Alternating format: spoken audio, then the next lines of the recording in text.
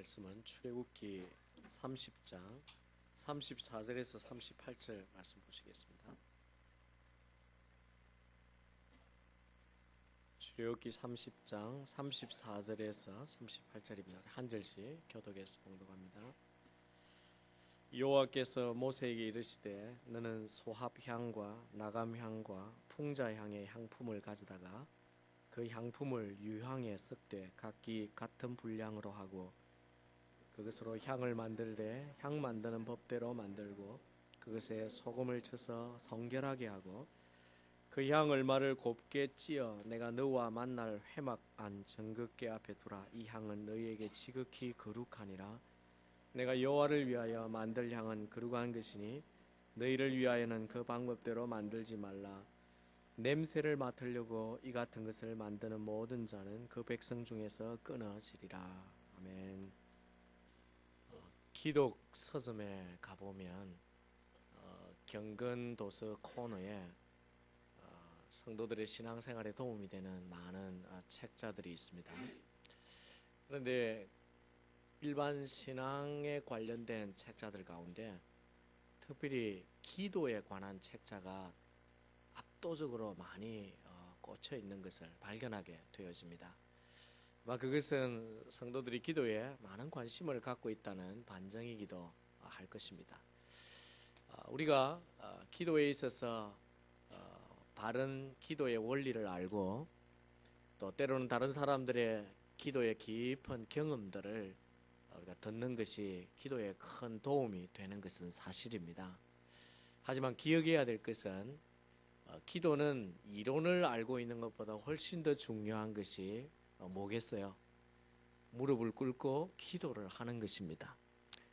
수많은 기도에 관련된 경건서적을 읽었다 할지라도 본인이 기도하는 자리에 나아가지 않으면 그것은 마치 수영을 배우기 위해 수십 건의 수영 교본을 독파했음에도 불구하고 물에 들어가지 않고 있는 것과 똑같은 것입니다. 수영은 물에 들어가야 배우듯이 기도는 기도의 자리에서 배우게 되는 것이 틀림이 없습니다. 성도들이 기도에 관한 책을 그럼에도 불구하고 즐겨 찾는 이유가 뭘까 생각을 하다가 경건 코너 부분에 꽂혀 있는 아주 재미있는 책을 오래전에 한번 본 적이 있습니다. 그 책 제목이 뭐냐면 기도 응답이 잘 터지는 기도라는 제목이었어요. 이거다. 성도들이 책을 보는 이유가 이것 때문이구나 하는 그런 생각을 하면서 웃음이 나왔습니다. 기도 응답이 잘 터지는 기도. 그러면서 또 한편으로 생각해 보니 그런 책을 찾는 이유가 기도를 해도 응답이 잘 안 터지기 때문이지 않겠습니까? 그렇습니다. 우리의 기도라는 것이 응답되는 기도가 있는 것 같이 보이고 때로는 응답받지 못하는 기도가 있는 것이 사실인 것 같아요. 우리의 마음의 관심은 어떻게 하면 응답받을 수 있는 기도, 하나님이 받으시고 하나님께 올려지는 기도를 드릴 수 있을까 하는 것이 우리의 중요한 관심인 것이 틀림이 없습니다. 오늘 본문의 말씀은 이 점에 대해서 해답을 몇 가지 주고 있습니다. 앞서 우리가 분향단에 올려지는 향은 뭐와 같다고 했습니까? 하나님께 올려드리는 기도와 같다고 했었습니다. 그런데 오늘 본문에 보면 그렇게 하나님께 태워서 올려지는 향을 어떻게 만들어야 하는지 향을 만드는 재료와 그 법도를 여기에 말씀해 주는 것을 봅니다. 여기에 소합향, 또 나감향, 그리고 풍자향, 유향이 나오는데 이 말씀들은 가만히 영적인 의미로 들여다보면 그것은 기도에 있어서 향을 드릴 때 필요한 재료를 섞어서 어떻게 만드는 듯이 기도할 때 어떤 요소가 담겨야 하는지를 우리에게 가르쳐주는 부분이 있습니다. 하나님께서 나의 기도를 받으시려면 그리고 내가 드리는 기도가 응답이 잘 터지려면 우리가 어떻게 기도해야 할까? 오늘 이 향에 대한 것을 통해 몇 가지 우리가 배울 수 있는 것이 있습니다. 첫 번째, 나의 기도가 하나님께 드려지려면요, 참된 기도는 심령에서 우러나오는 기도여야 합니다. 소합향은 팔레스타인에서 자라는 소합나무 진에서 얻은 향입니다. 보통 나무의 진을 어떻게 얻나요? 나무 껍질에 상처를 내었을 때 그 나무가 속에서부터 수지를 만들어내어서 그게 상처를 보호하기 위한 방식으로 진을 만들어냅니다. 마찬가지로 우리의 기도도 형식만이 아닌 정말 우리 속에서 심령에서 깊은 곳에서 하나님께 겸손하게 드려지는 그런 기도여야 한다는 것을 이 소합향은 우리에게 교훈해 주는 것입니다. 다윗은 하나님 앞에 회개하는 기도를 드리면서 그가 이런 고백을 한 적이 있습니다. 시편 51편 17절에 보시면 하나님께서 구하시는 제사는 상한 심령이라. 하나님께서 받으시는 예배가 어떤 예배인가, 하나님이 받으시는 기도는 어떤 기도인가, 그가 고백할 때 자기의 마음에서 이 상한 심령이라고 하는 것은 하나님 앞에 겸손하게 엎드리는, 하나님만을 바라고 하나님만을 붙드는, 그래서 자기의 모든 심령을 하나님께 내어놓는 그런 기도를 말하는 것입니다. 그래서 하나님은 통회하고 하나님은 상하고 통회하는 마음을 멸시치 않으시기 때문에 심령으로 드리는 기도를 올려드려야 된다. 그것이 다윗의 깨달음이었습니다. 그렇습니다. 우리의 기도도 그저 겉도는 형식의 기도가 아닌 정말 우리의 마음에서, 우리의 심중에서 하나님 없으면 아무것도 할 수 없음을 고백하는 그런 하나님을 온전히 붙드는 그런 심령의 기도가 응답되는 기도가 될 수 있습니다. 여러분이 잘 알듯이 유다 왕 히스기야가 하나님 앞에 믿음으로 나름대로 잘 섬겼던 왕이었습니다. 그런데 그가 죽음을 선고받게 되었어요. 자신의 죽음 앞에서 히스기야가 하나님 앞에 나아가 하나님 외에는 자기 생명을 주관할 수 있는 분이 아무도 없음을 알고 그가 벽을 대하고 철저하게 하나님 앞에 응답이 올 때까지 자기의 심령을 토로하면서 자기의 생명에 대한 은혜를 달라고 기도를 드렸습니다. 그리고는 그가 하나님께 응답을 받아서 15년을 더 연장해서 살게 되었어요. 하나님께서 그의 기도를 받으신 거죠. 하나님 외에는 자기 생명을 주관할 수 있는 분이 없음을 아는 그 겸손하고 그의 심령에서 우러나오는 기도를 하나님이 들으신 것입니다. 열왕기상 18장에 보면 기도의 대결이 나오는데 이방신을 섬기는 바알과 아세라 선지자들 850명과 그리고 엘리야 선지자가 하나님 앞에 서서 기도하는 장면들이 나옵니다. 아침부터 해가 다질 때까지 이 이방 선지자들이 온갖 방식으로 소리를 지르며 몸부림을 치며 춤을 추며 심지어 칼로 몸을 자해해 가면서까지 기도를 했지만 전혀 기도 응답이 나타나지 않았습니다. 물론 이유는 그들이 믿는 신은 응답할 수 없는 신이었기 때문이었죠. 그런데 엘리야가 이방 선지자들의 기도가 끝나고 난 다음에 엘리야가 하나님 앞에 겸손하게 엎드려서 아주 심플하고 단순하게 기도합니다. 하나님이여, 나의 기도를 들어주십시오. 나의 기도에 응답해 주십시오. 그것을 통하여 저들이 하나님이 참 하나님 되심을 알게 해 주십시오. 그렇게 너무나 단순하지만 간절한 기도를 드렸을 때에 위로부터 불이 제단에 내려져서 모든 물을 다 마르게 하고 재물을 태워서 하나님만이 참 신인 것을 드러내시는 그런 놀라운 기도의 응답을 나타내 보여주셨습니다. 그것은 다 정말 하나님 앞에서 심령을 다해 심중으로 드리는 기도였기 때문이었습니다. 그런데 때때로 우리의 기도가 응답되지 못하는 이유는 그런 기도가 아닌 형식에 치우치는 기도가 되기 때문이라는 것을 우리가 알아야 합니다. 그래서 예수님께서도 우리에게 기도에 대해서 교훈하실 때 중언부언하지 말라고 하신 것입니다. 중언부언은 형식적인 기도의 대표적인 기도입니다. 기도를 하는데 자신이 무엇을 기도하는지 자기도 알지 못하고 자기 심령을 하나님 앞에 내어놓지 않으면서 그저 반복적으로 중얼중얼 반복하는 그런 기도는 하나님 앞에 올려지지 못한다는 것입니다.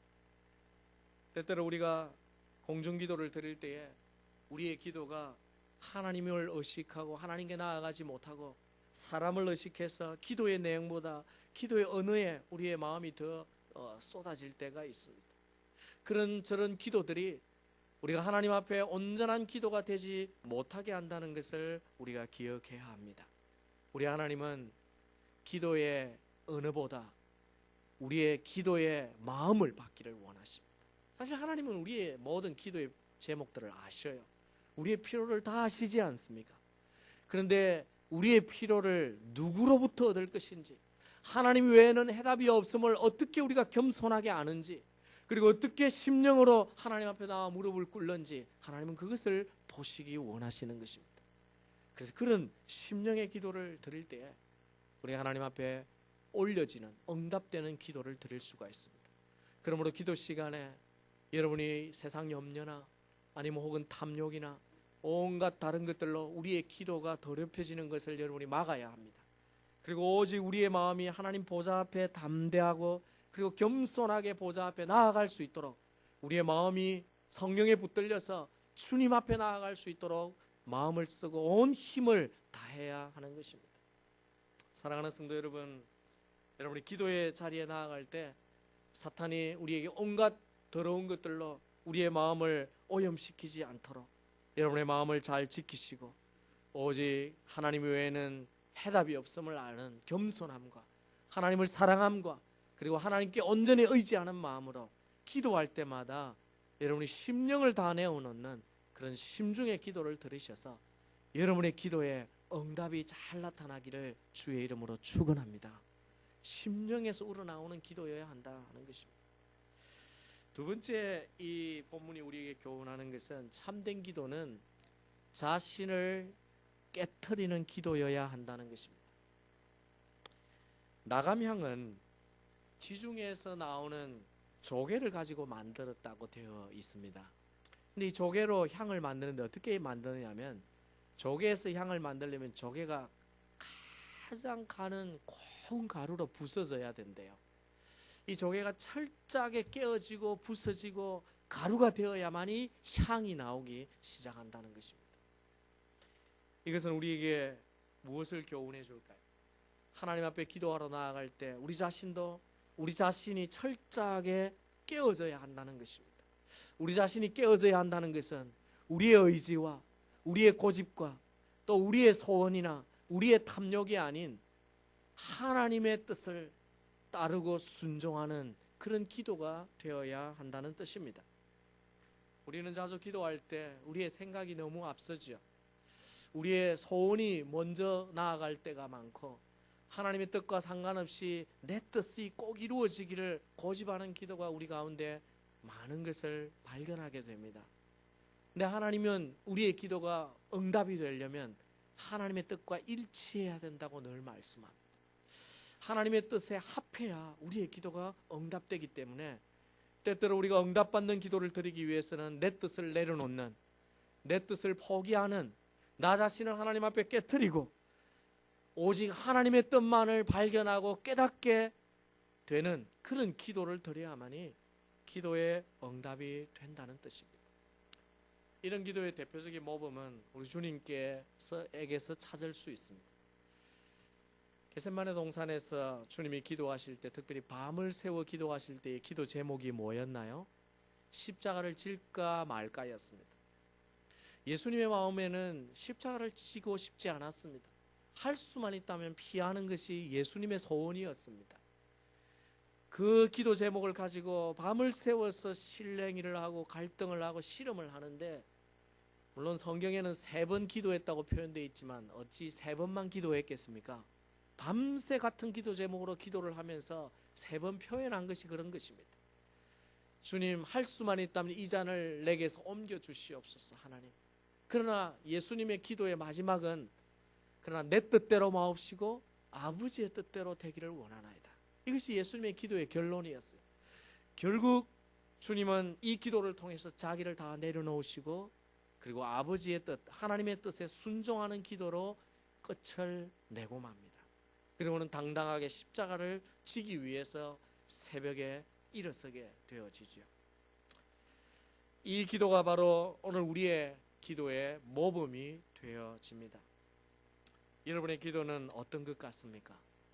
정말 간절히 기도하는데 나의 기도에 하나님의 뜻이 더 많은 것 같습니까? 아니면 내 생각과 내 계획과 내 소원이 하나님의 뜻보다 혹 앞서지는 않습니까? 정말 우리가 기도의 응답을 받기를 원한다면 우리의 소원, 우리의 뜻도 필요하겠지만 그것이 하나님의 뜻과 일치하는지를 찾아야 합니다. 혹 하나님의 뜻과 일치하지 않는다면 어떻게 해야 할까요? 나감향이 향을 내어야 하듯이 그 자기의 뜻을 산산조각을 내어 버려야 하는 것입니다. 그리고 하나님의 뜻을 취할 때 우리의 기도가 피로서 응답되어 지는 것입니다. 야고보는 우리에게 교훈하기를 너희가 구하여도 받지 못하면 정욕으로 쓰려고 잘못 구함이니라. 이 야고보서를 읽어보면 야고보가 너무나 기도에 대해서 정확한 우리의 약점을 지적하고 있는 걸 볼 수 있어요. 우리가 무엇을 받지 못하는 것은 첫 번째 기도하지 않기 때문이라 앞서 사실을 얘기를 합니다. 근데 기도를 했는데도 응답이 안 되면 이유가 뭘까? 그것은 하나님의 뜻과 다르게 잘못 정욕으로 구하기 때문이다. 그렇게 야고보가 기도에 대해서 아주 정확한 진단을 내려주는 것을 볼 수 있습니다. 우리가 아무리 열심히 기도해도 우리가 때로는 아무리 간절히 하나님께 부르짖어도 그것이 하나님의 뜻과 달리 내 욕심과 내 정욕 때문이라면, 동기가 잘못되었다면 응답이 될 수 없다고 야고보는 교훈하는 것입니다. 반면에 요한은 우리에게 이렇게 말합니다. 그를 향하여 우리의 가진 바 담대한 것이 이것이니 그의 뜻대로 무엇을 구하면 들으심이라. 하나님의 뜻대로 구하는 기도는 반드시 응답이 된다는 이 확신입니다. 우리가 이런 기도의 원리를 모르지 않습니다. 이런 기도의 원리를 알매도 불구하고 우리가 자주 이 부분에 있어서 실수하는 것이죠. 실패하는 거죠. 내가 원하고 내가 소원하는 것들을 간절히 아뢰다가 나중에 하나님의 뜻은 어떨까 깨닫게 되는 때가 자주 있는 것을 발견하게 됩니다. 왜 우리가 우리의 고집을, 우리의 소원을, 우리의 뜻을 포기하지 못할까요? 그것은 우리가 생각할 때에 내가 원하는 것, 내 계획, 내 소원대로 이루어져야 내가 행복하다고 믿기 때문입니다. 내가 그렇게 생각을 하는 거죠. 또 내 계획대로 이루어져야, 그렇게 되지 않으면 내 미래가 밝지 못할 것이라고 불안해하기 때문이죠. 그런데 우리가 다시 한 번 더 생각해 볼 필요가 있습니다. 과연 내 계획 그리고 내 소원이 나를 행복하게 만들어 줄 것인가? 아니면 하나님의 계획, 하나님의 뜻이 나를 더 행복하게 할 수 있는 것인가? 그렇게 질문할 때 성경은 우리에게 이렇게 답을 합니다. 바울이 우리에게 이렇게 교훈하죠. 로마서 12장 2절 말씀에 하나님의 선하시고 기뻐하시고 온전하신 뜻이 무엇인지 분별하도록 하라. 우리가 왜 하나님의 뜻을 분별해야 합니까? 그것은 내 뜻보다, 내 생각보다 하나님의 뜻이 훨씬 더 옳고 선하고 좋은 것이고, 하나님의 뜻이 훨씬 하나님을 기쁘시게 할 수 있고, 무엇보다 하나님의 뜻이 온전하기 때문이라고 바울은 우리에게 가르칩니다. 우리가 아무리 모든 것을 옳게 판단하고 한다 할지라도 우리의 모든 것들을 다 들여다보시는 하나님과 같이 우리가 우리의 인생을 들여다볼 수는 없습니다. 내가 아무리 내 인생을 위해서 살고 정말 나의 행복을 바라고 있다 할지라도 하나님은 우리가 더 잘 되기를 바라는 분이십니다. 우리가 그걸 믿어야 해요. 하나님은 내 인생을 더 사랑하시고 내가 잘 되기를 바라는 것보다 훨씬 더 내 인생이 잘 되기를 바라는 한 분이 계신데, 그분이 바로 하나님이십니다. 그렇기 때문에 우리가 우리의 생각을 때로는 내려놓고 우리의 소원을 내려놓고 나를 향한 하나님의 생각이 무엇인지를 발견해야 합니다. 찾아야 합니다. 나를 향한 하나님의 계획이 무엇인지 우리가 알아야 합니다. 그리고 그 하나님의 뜻을 깨달을 때 그 뜻에 합하게 기도하면 우리가 반드시 하나님 앞에 응답받는 기도를 드릴 수 있습니다. 여러분이 기도의 시간에 여러분을 내려놓는 연습을 하십시오. 여러분이 자신이 철저하게 깨트려지면 깨트려질수록 오히려 하나님의 뜻을 더 잘 발견하게 되고 더 깊이 깨닫게 되어서 하나님의 뜻대로 기도하는 자리에 나아갈 수 있게 될 것입니다. 물론 우리가 영적으로 어릴 때는 어린아이 같이 내가 원하는 것들을 기도하게 되겠지만 기도의 시간이 점점 깊어지고 말씀에 순종하기를 원하는 순종의 마음이 생기면 그때 하나님의 뜻대로 구하는 기도의 자리에 나아갈 수 있게 될 것입니다. 그러므로 내 뜻보다 하나님의 뜻이 더 완전하고 더 좋고 더 선한 것을 믿으시고 기도할 때마다 나를 향한 하나님의 뜻이 무엇인지를 찾으시고 그 뜻을 따라 더 열심히 기도하셔서 여러분의 기도에 하나님의 응답이 훨씬 더 잘 나타나는 축복의 사람, 그런 기도의 사람들이 되시기를 주의 이름으로 축원합니다.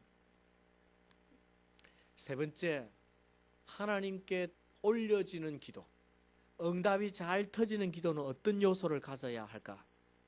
심령에서 나오는 기도, 그리고 자신을 깨트리고 하나님의 뜻을 붙드는 기도뿐만 아니라 오늘 본문에 보면 참된 기도는 성결한 기도여야 합니다. 거룩한 기도입니다. 풍자향은요, 파사나 인도 지방의 관목에서 생산되는 것으로 주로 소독제로 사용되어졌다고 합니다. 이 향은 왜 하나님께 드려지는 향에 소독제와 같은 역할을 하는 향이 필요할까, 재료가 필요할까? 그것은 하나님께 드려지는 향은 거룩하기 때문에 오늘 본문에 보면 계속해서 이 향은 거룩하다라고 말씀하고 36절에는 그래서 그 향에 뭐를 칠하고 말합니까? 소금을 쳐서 성결하게 하라까지도 얘기합니다. 본래 향은 절대 썩지 않습니다. 향은 원래 부패하지 않음에도 불구하고 하나님이 소금을 쳐서 성결하게 하라고 하는 것은 상징의 의미가 있습니다. 하나님께 올려지는 향은 거룩해야 된다는 것입니다. 우리의 기도도 응답되기 위해서는 더러움이 없어야 합니다. 거룩한 기도가 되어야 됩니다. 기도하는 자도 거룩해야 하고 기도의 내용도 하나님 앞에 거룩함이 필요하다는 것입니다.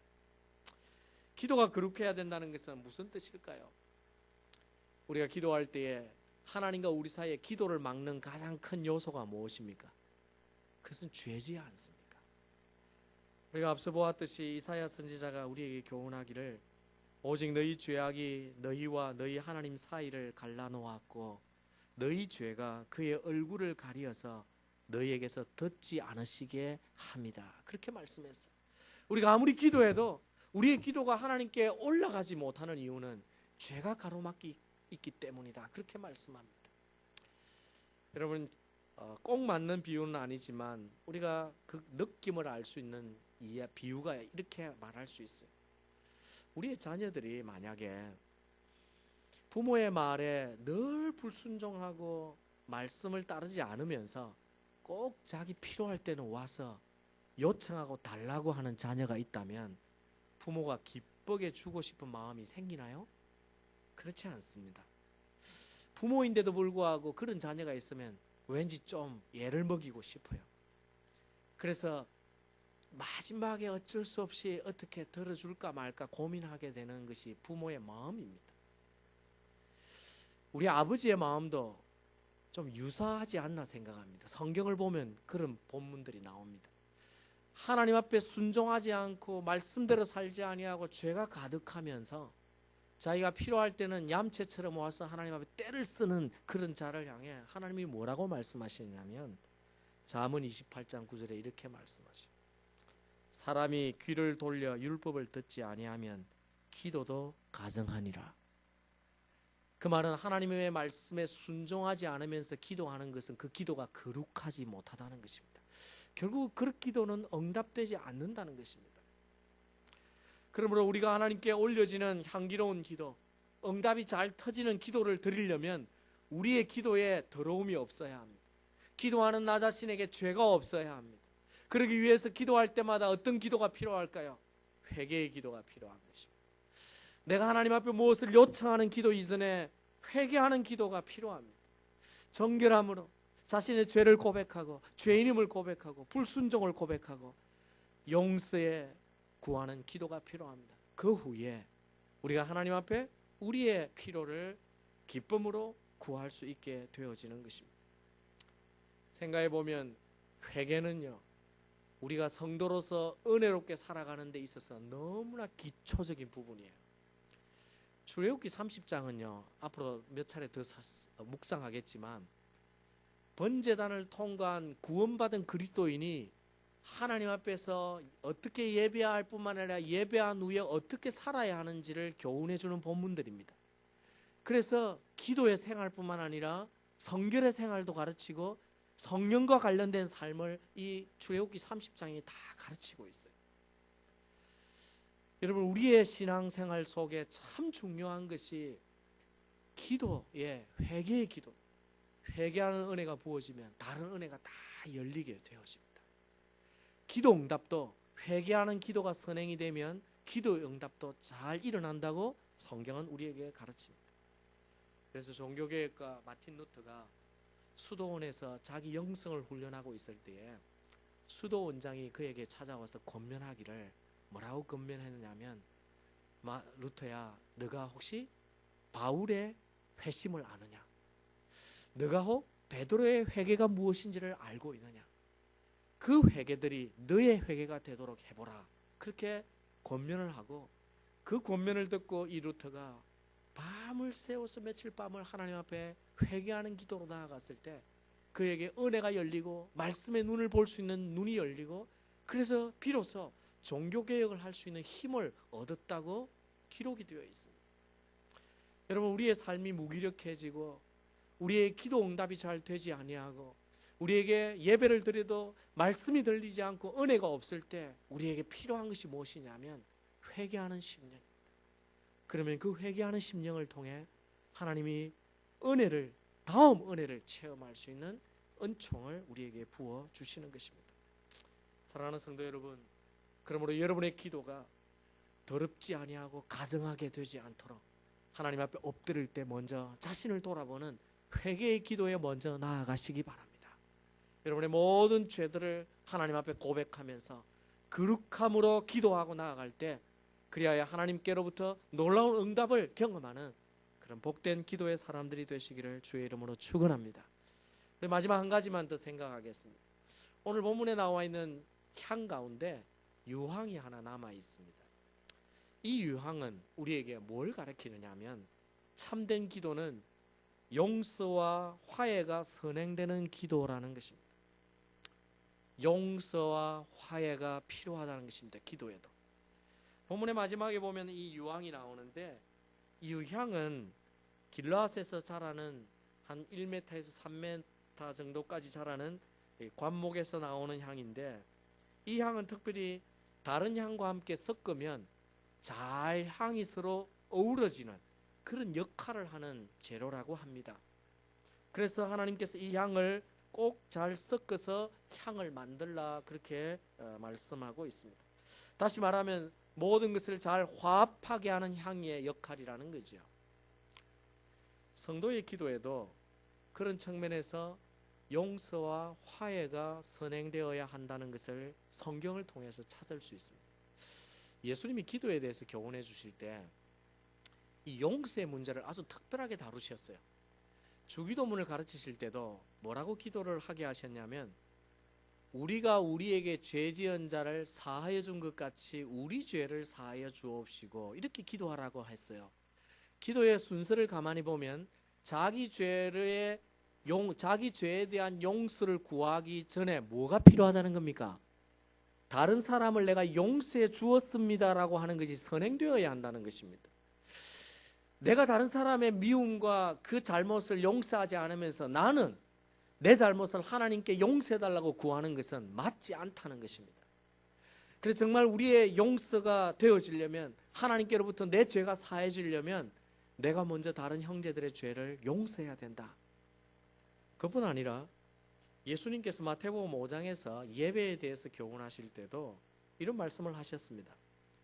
그러므로 예물을 제단에 드리려다가 거기서 내 형제에게 원망 들을 만한 일이 있거든, 생각나거든, 예물을 제단 앞에 두고 먼저 가서 형제와 화목하고 그 후에 와서 예물을 드리라. 그렇게 하나님 말씀합니다. 우리의 기도뿐만 아니라 우리의 예배조차도 형제와 화해와 용서가 선행되지 않을 때 온전한 예배와 응답받는 기도가 되지 못한다는 것이 주님의 교훈입니다. 생각해보면 마음에 미움이 쌓이고 그리고 적대감이 생기고 사랑이 생기지 않는 그런 마음을 가지고 우리가 하나님 앞에서 우리의 용서와 그리고 우리의 필요를 구한다는 것이 하나님 보시기엔 거룩하지 못한 가정한 기도로 보인다는 것입니다. 그러므로 우리가 하나님 앞에 기도를 드릴 때 우리의 마음에 형제를 향하여 이웃을 향하여 막힌 것이 없는지 살펴보아야 합니다. 아마 앞으로 이번 주 금요일이군요. 이번 주 금요일 날 우리가 욥에 대해서 마지막 부분을 살펴보는데, 여러분이 오늘 집에 가서 욥기 42장 10절 말씀을 주의 깊게 한번 읽어보세요. 욥기 42장 10절 말씀이 맞지 싶습니다. 혹 틀리다면 그 속에 계속 한번 읽어보시고 뭐가 있느냐면, 욥이 자기 친구들을 위하여 기도하는 장면이 나옵니다. 그 친구들을 위한 기도가 뭐냐면, 새 친구가 와서 너 도대체 하나님 앞에 뭘 잘못했기에 이런 큰 재앙을 받았냐? 너 분명히 숨기는 죄가 있지. 회개하라. 그러고는 친구들이 얘기할 때 사실 욥은 불쾌했어요. 자기는 하나님 앞에 회개할 죄가 없다고 생각하고 경건하게 살았는데 죄 때문에 고난을 받는다고 그렇게 해석하니까 억울했습니다. 그리고 실제 욥은 죄 때문에 고난받는 게 아니었습니다. 그래서 그 이야기를 들을 때마다 욥의 마음에 친구를 향한 우정의 검이 가고 미움이 생기고 분노가 생겼어요. 마지막에 하나님께서 해결해 주실 때 어떻게 해결하시냐면, 욥의 친구들에게 너 욥에게 잘못했다. 너 잘못한 것이 많으니까 회개하고 제단을 쌓으라고 번제를 드리라고 하나님께서 욥의 친구들에게 번제를 명령하십니다. 그 명령을 받고 나서 욥은 뭘 하느냐면 친구를 위한 용서의 기도를 합니다. 친구를 위해서 용서의 기도를 다 드리고 나니까 성경이 뭐라고 기록하냐면, 욥이 당했던 고난을 하나님이 돌이키시고 그에게 복을 주셨다, 이렇게 되어 있어요. 그 본문도 분명히 친구를 향하여 진심으로 우러나오는 용서와 화해의 기도를 드릴 때 기도 응답이 나타났다는 것을 보여주는 한 예입니다. 하나님은 우리가 죄 때문에 막히고 이웃을 향한 미움 때문에 우리의 마음이 막힌 상태로 하나님께 기도하는 것을 원하지 않는다는 것입니다. 그러므로 우리가 하나님 앞에 응답받는 기도를 드리려면 우리의 마음에 형제를 향한, 이웃을 향한 미움이 없는지 살피시고 그 모든 것도 내려놓고 그들을 향한 용서를 먼저 하고, 그리고 하나님 앞에 기도할 때 응답받는 기도가 될 수 있습니다. 응답이 잘 터지는 기도가 분명히 있습니다. 오늘 본문이 우리에게 그것을 말해주고 있습니다. 하나님이 받으시는 향기로운 기도는 겸손히 하나님 앞에 나와서 심령으로 드리는 기도요, 그리고 자기를 깨트리고 자기 뜻을 포기하고 하나님의 뜻을 따르는 기도요, 그리고 성결하고 거룩한 기도요, 이웃과 형제를 향한 막힘이 없는 용서와 화해가 선행되는 기도를 드릴 때 우리가 하나님 앞에 언제든지 응답받을 수 있는 기도를 드릴 수 있다는 것입니다. 그런데 재미있는 것은 오늘 본문 34절에 보면 이런 말씀을 하고 있습니다. 그 향품을 유향에 섞되 각기 같은 분량으로 섞으라, 이렇게 말하고 있습니다. 이것이 가르치는 바는 우리의 기도의 이 요소가 하나가 치우치거나 빠지지 않도록 골고루 갖춰져야 된다는 것입니다. 적어도 하나님 앞에 기도의 응답을 받으려면 이 네 가지 요소가 적어도 갖추어져야 된다는 거예요. 하나님 앞에 심령으로 드리는 기도와 내 뜻을 포기하고 하나님 뜻을 붙들며 기도가 막히지 않도록 성결하게 하고, 그리고 이웃과 형제를 향한 용서가 선행되면 그 기도는 반드시 응답된다는 뜻입니다. 우리에게 이런 기도가 골고루 우리의 기도에 갖추어져야 할 것입니다. 사랑하는 성도 여러분, 저와 여러분의 기도에 새로운 변화가 있기를 바랍니다. 기도를 해도 응답되지 않는 그런 기도에 자꾸 머물러 있지 않기를 원합니다. 우리의 기도가 한 걸음 더 나아가기 원합니다.